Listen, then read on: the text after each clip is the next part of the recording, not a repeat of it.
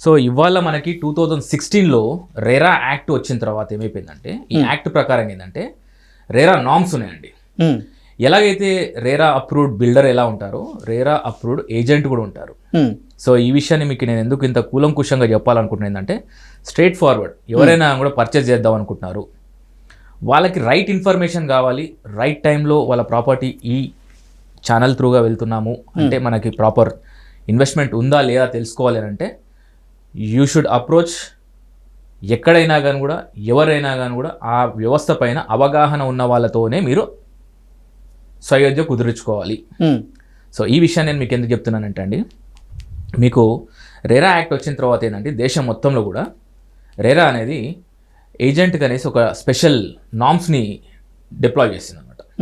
So ఎందుకంటే ఇవాళ builder ఆ ఒక్క బిల్డింగ్కి సంబంధించే ఉంటాడు, కానీ రేరా ఏజెంట్ మటుకు ఏంటంటే పూర్తి అవగాహన ఉంటుంది, అందరు బిల్డర్స్ పైన అవగాహన ఉంటుంది. ఇండైరెక్ట్గా కాదు డైరెక్ట్గా ఈ వ్యక్తి అనే వాడు రేరాకి సంబంధించినటువంటి ఆ ప్రాజెక్ట్స్ పైన కంప్లీట్ ఒక అవగాహన ఉంటుంది. అంటే నేను చెప్పేది అంటే ఎక్స్పీరియన్స్ ఉన్నటువంటి రేరా ఏజెంట్ గురించి చెప్తున్నాను.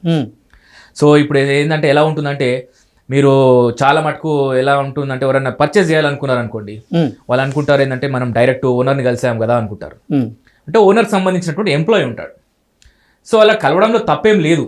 ఓకే. సో దానివల్ల సో ఇందులో ఏంటంటే ఏజెంట్ త్రూగా వెళ్తే మనకి రేట్ ఎక్కువ అవుతుందనే show commission no no no customer దగ్గర రేరా ఏజెంట్ కమిషన్ ఉండదు. దాంట్లో క్లియర్ గైడ్ లైన్స్లు ఉందన్నమాట. బ్రోకర్ అంటే అప్పుడు మీరు ఇక్కడ కమిషన్ ఉంటుంది, ఇక్కడ కమిషన్ ఉంటుంది. బట్ రేరా అప్రూవ్డ్ ఏజెంట్కి ఎలా ఉంటుందంటే he is attached with the RERA builder. అంటే ఒక నామ్స్ ప్రకారంగానే వాళ్ళ యొక్క రేట్స్ ఉంటాయి. మీరు డైరెక్ట్ వెళ్ళి తీసుకున్నా కానీ కూడా ఏజెంట్ త్రూ తీసుకున్నా కూడా సేమే ఉంటుంది. సో ఇప్పుడు మీకు ఇంకా క్లారిటీగా అర్థం కావాలి అని అంటే ఎల్ఐసి ఏజెంట్ ఉంటుందండి.